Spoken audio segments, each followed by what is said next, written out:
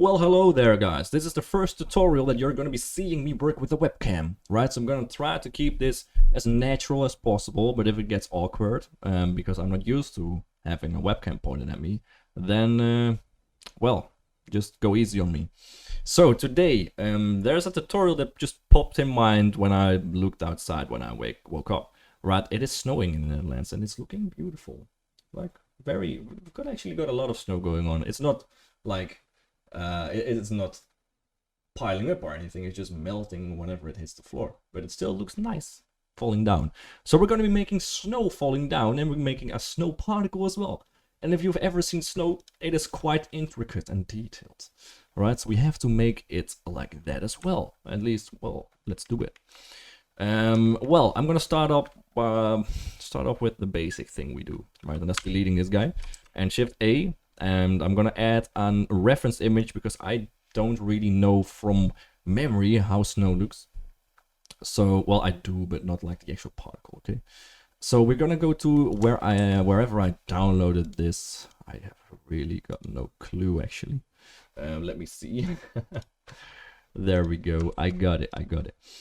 I generally forget my download file location. So it's this one.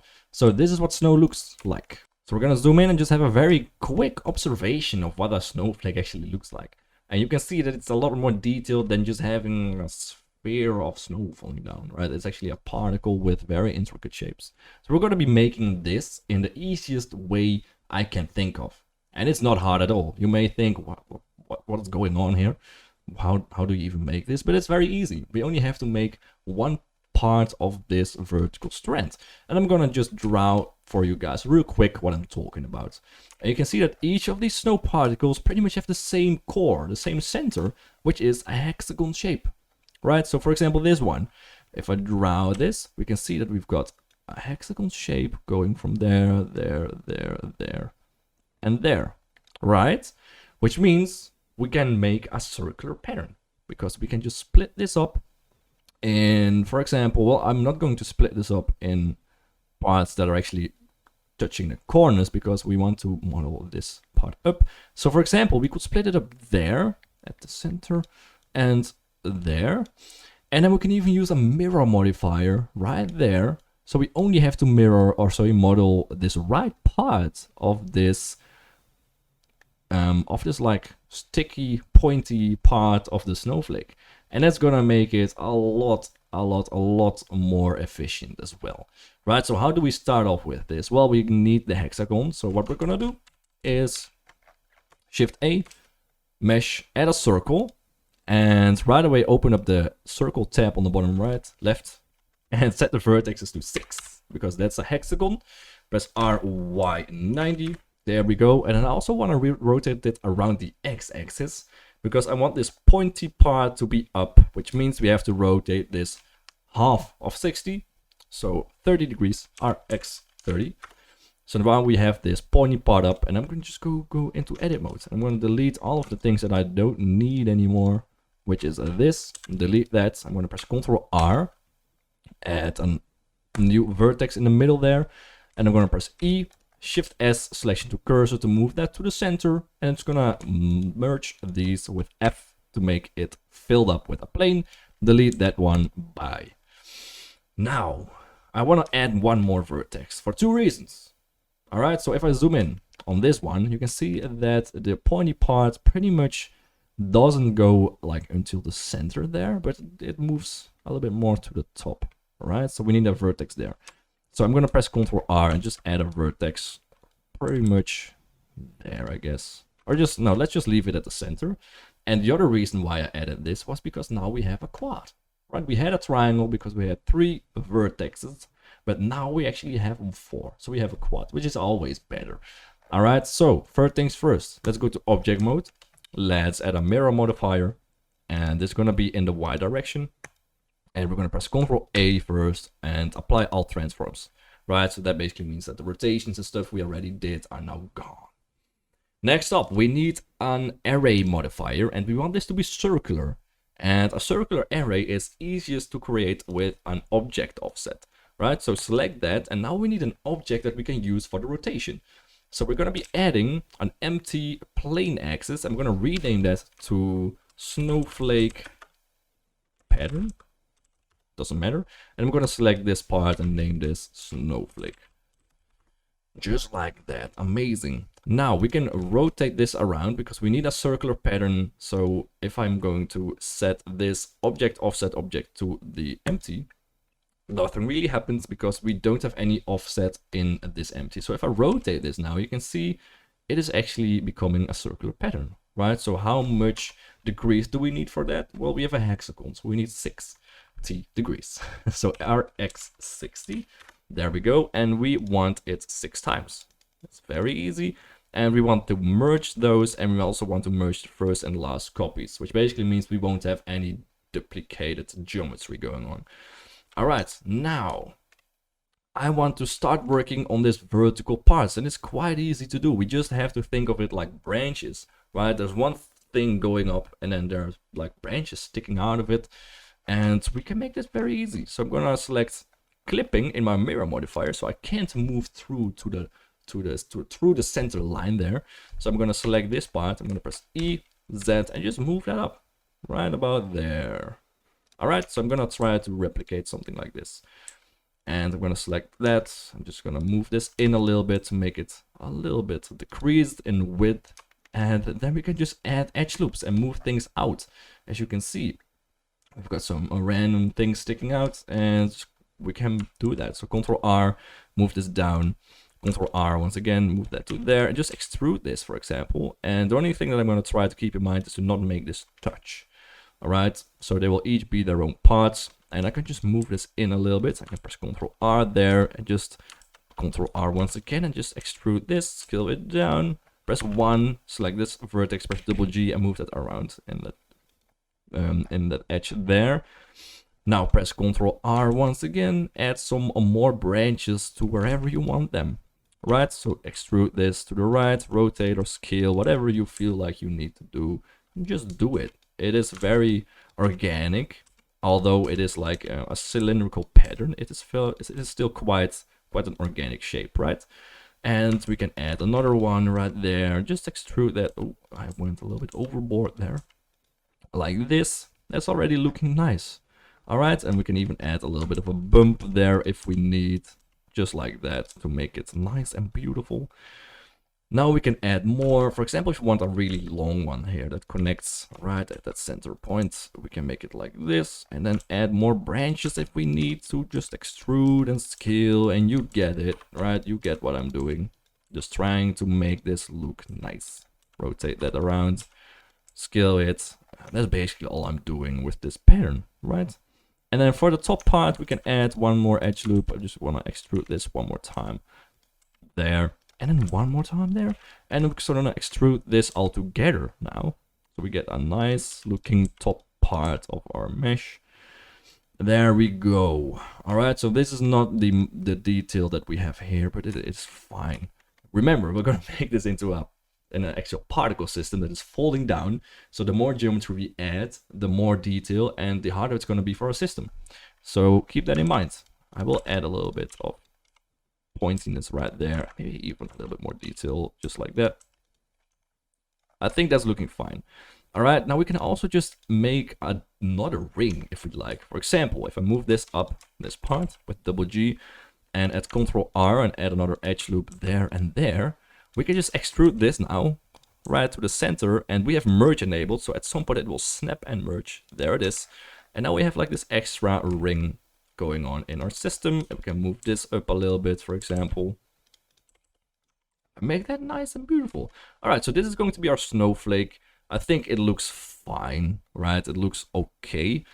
I can move some parts down to just make this look a little bit more rounded, for example, like this. Looking nice. And this one as well, for example. Make this look a little bit closer. This one to there. Right, so now we have the snowflake, and we just need to turn this into a nice looking material and a particle system. Right, so for the material, I'm gonna swipe my window to the left right there, and I'm gonna set this to the shader editor, just like that. And I'm gonna hit new. We want a new material And to see how that looks, I want to have my render engine set to cycles and my device to GPU. And now I also want an environment texture. I already have one set up. But usually you have your RGB colors or just a color attribute. Not sure what the default one is. But it is just a plain gray color, very boring. So we want to set this to an HDRI so we actually get some nice lighting and environment details from a 3D scan. Right, so I can just open an HDRI now, and I have downloaded a few of those. And you can download them for free on hdrihaven.com. It is, I think it's now called Polyhaven. I still use the old name, polyhaven.com. You can download them for free there. Those are all from there as well. I'm gonna select this quarry. It's looking nice and, well, whitish. It resembles snow a little bit. I'm gonna select that, and I'm just gonna render my view. Now, for the material, there's a standard pencil BSDF, the default thing if you add a new material. And we want to be resembling this a little bit, right? Which means we have some noisy alphas in there. And, well, snow is basically just a little bit ice, right? So it's icy, frozen water drops and stuff like that. So we just need to add a noisy texture to the alpha. But I also want them to not be affecting the center of the snowflake as much. That means we need two textures. A gradient texture set to spherical, and we need a noise texture. And that noise texture will only be applied to the parts of the outside of the snowflake, and that will be dependent on the spherical gradient texture. So we need Shift A, search for a gradient texture, gradient. And Shift A2, we need the noise texture. There we go. And, well, now we need some kind of a mapping node to control these, right? The size of the texture, for example. So we're going to select that and hit Ctrl T, which is the Node Wrangler add-on. If you don't have that enabled, then Ctrl T will not work. Go to Edit, Preferences, go to Add-ons, and just search for the Node Wrangler. And, well, just pretty much search it for the right name, Node Wrangler. Hit that checkbox and just save preferences there.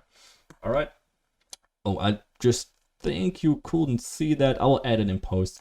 I think it only records this Blender window.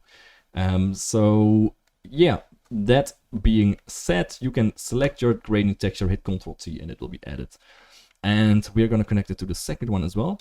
And now let's look at our particle, or our snowy particle. Let me just enable that and move it to the side. There we go. We still have, I have some thickness there. I'm going to just delete that. Right, I don't want a solidify. Not sure why that is there. And then I'm going to Ctrl Shift click on this gradient texture so we can see what happens. Right, and we're going to set this from linear to spherical.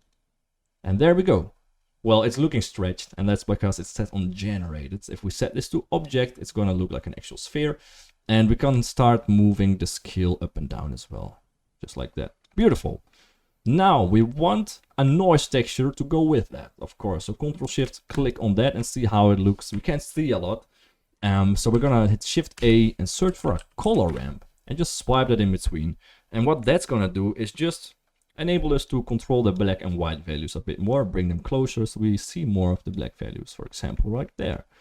And we can set this to 4D so we can control where that noise texture is going to be.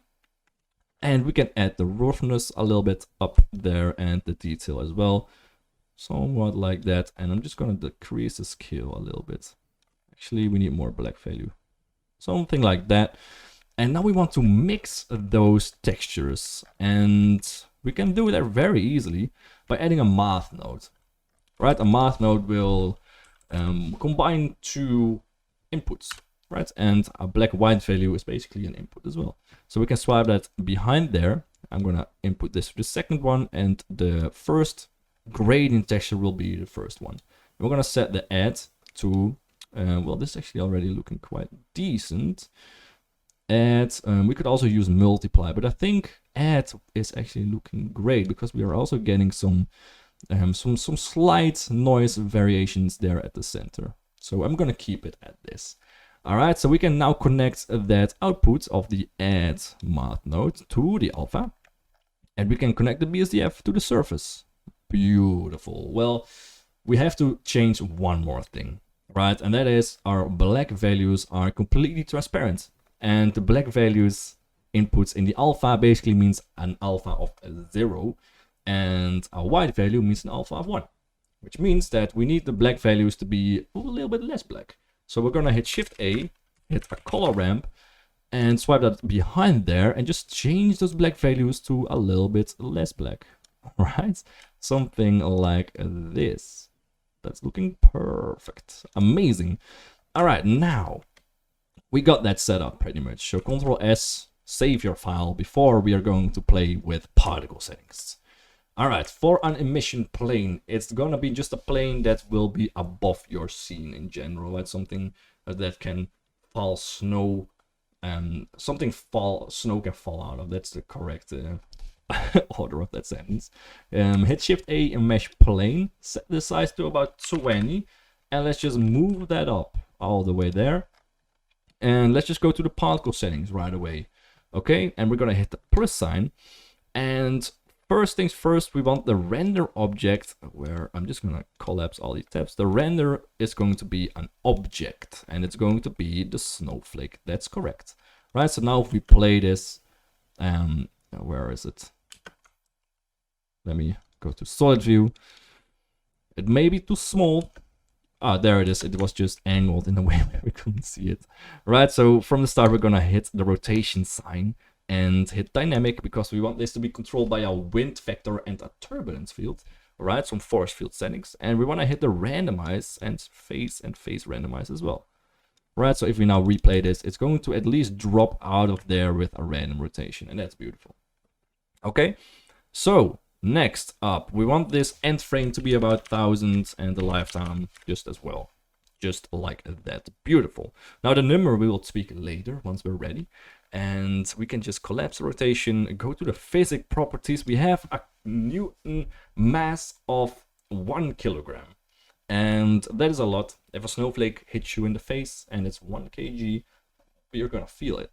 And we're not gonna apply real life dimensions and real life mass as well, because that will mean that it's gonna be so tiny that it's very hard to control with the force field settings. Right, so we're gonna just set this at 0.2. That seemed to work for me. All right, and then we're gonna go to the render. I want some scale randomness, right? I want some snowflakes that are smaller and some that are bigger. So 0.5 about there is beautiful. And then I also want the vertex group, no, the field weights. I want the gravity to be a bit smaller, right? If I play this now, those particles are gonna fall down very quickly. I want them to be falling slower. 0.3. Right, that's gonna work fine whenever we're gonna be adding those wind factors and stuff like that as well. Right, so for the force fields, we're gonna press Shift A. We're gonna go to the force field, and the first thing is gonna be wind. I want this to go a little bit sideways, so rotate that. And the wind value is going to be set at around 0.7. That was working quite well for me, so 0.7. The flow doesn't really matter for now, and the rest doesn't as well. Just don't enable the noise, because then your snow particles are gonna start wiggling very unnaturally, so don't do that. And the next thing is Shift A, force field and turbulence. And just move that to about the center of your scene. Right about, well, I don't know, there. And we can crank the strength up to 3 and the size to 5. Something like that. And now we can just replay the simulation. And you can see that's gonna start moving to the left with some random particle movements as well. Right, so you can see that some are moving more to the left, some are moving back up, some are moving a bit more to the right. And that's all because we have this new turbulence force. Right, so if we go to numpad 0 and go into our camera settings, we can move our camera a little bit more into the extra chaos of the particle system. So more to the center of the storm, so to say. And we can just move this a little bit closer. And just see how nicely everything is moving. Wow, isn't that beautiful? Okay, look at that snowflake falling through the scene. Right, they are quite big now, so I'm gonna reduce the size a little bit. So I'm going to go to the scale and set it to about 0.01. Let's see how that looks. 0.01. I want some big ones to move through the scene right there. That's nice. All right, maybe even if they come closer, they will be even bigger, which is very nice. I think this looks great, but I don't think there are enough snow. You can never have enough snow.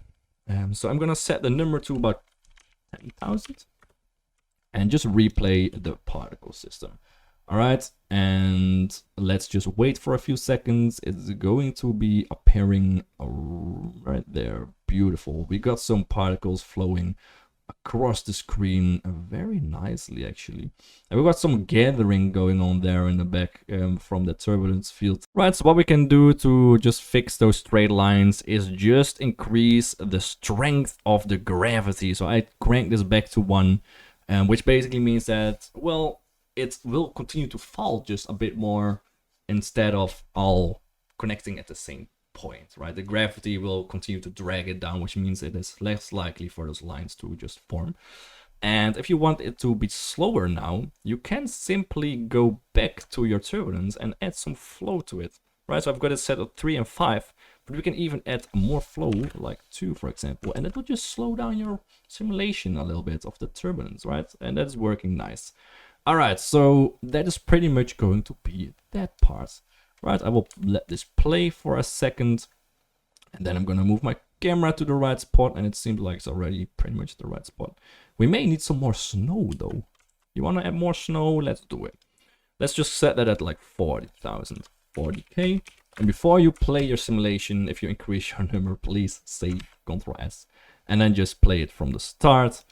And then after a few seconds, we should start seeing a lot of particles falling down. Yeah. This is way better. We got some very, very nice movements going on. And we got some very nice snow falling at different speeds. Oh yeah, that's amazing. Right, so if I go to the rendered view now, there's one thing that we really need. I'm gonna disable my blur real quick. I already added that before. And I'm going to press Shift A, mesh plane. And I'm going to move that to where my particles are, but I want it to be in the back there, RY90. And I want this to cover my entire camera view, but I want this to be like a black emission shader, because this is going to be the background of our VFX shot, right? And if you have white snow and a black background, you can set your blend mode of your VFX to screen, and then you will see just the snow beautifully in front of your scene, right? So we can now just go to the materials, hit new, set that to emission, and change it to black. Black, there we go. And now we just see that snow nicely in the front. But one thing is, we still can tweak this with one easy thing. All right, go to your camera, enable a depth of field, and open it up. And now we can just set the distance, right? So what part of snow do you want to be in vision? And you can have it completely blurred. You could use this for kind of a lens blur thingy, I guess. But you can also just crank that up so you can see, for example, those front particles, or you can move this more back so you can see this larger particles in the back there, for example. And then you can just crank the f-stop down so we can get more of that blur in the foreground and background, for example. Like that, and you can just tweak this to your own liking, right? Move this closer. We can even have that front particle in vision right there, and then have the rest blurred out. There's a lot you can do with it, and I think I'm gonna leave it at those back particles that are gonna be visible. And then if we play this, you can see we get some very nice smooth motions, and you can crank the f-stop up if you want more of that snow to be visible, so more of the back snow as well. I like it to be a little bit blurred. I like blur. It really adds to the scene. So if I play this, we have some blurred particles right there in the back, and the front particles are going to be a little bit more visible, so we can actually see the shape that we made. Isn't that nice? All right, so that's looking quite nice. Now we pretty much have the final result, right? So if I'm going to render this out, then I can basically use this for any animation in the front. I'm going to show you how. Right, the final part is going to be adding the VFX to, well, a random shot pretty much. So we're going to be working in a video editing file right now. So open that up, or you can go to File, New, and then just open up a new video editing file. And then we can just add our footage. Now I rendered this in a PNG sequence, and that is going to be a little bit harder to add, but not hard at all still. If you rendered this out as a movie, plain movie, then you can just select the movie and open that up. If you have it as a PNG sequence, you can select that one, go to your render folder, and then just select everything that you need to be adding. And I may have forgotten a little bit what frames I rendered because I had a night of sleep in between. I think it is just the final ones. I'm gonna open that up, add image strip, there we go. And then I'm just going to go to the video and reverse the frames, right? Because I added them from the latest frame. That's the first one I selected, and the last one was the first frame. So then I just have to reverse that real quick. All right, so next up, we can just add any pretty much video footage that we wanna be working with, right? So for example, if you have a snow video, right, of a snowy environment, but there's no snow and you want some snow to be there, you can just add that movie. I downloaded it somewhere. There it is. There should be a royalty-free video, so there should be no copyright issues right here. This is not my video. I downloaded this. And then I can just plug my snowflake above those and go to the right and set the blend mode to screen. And there we go.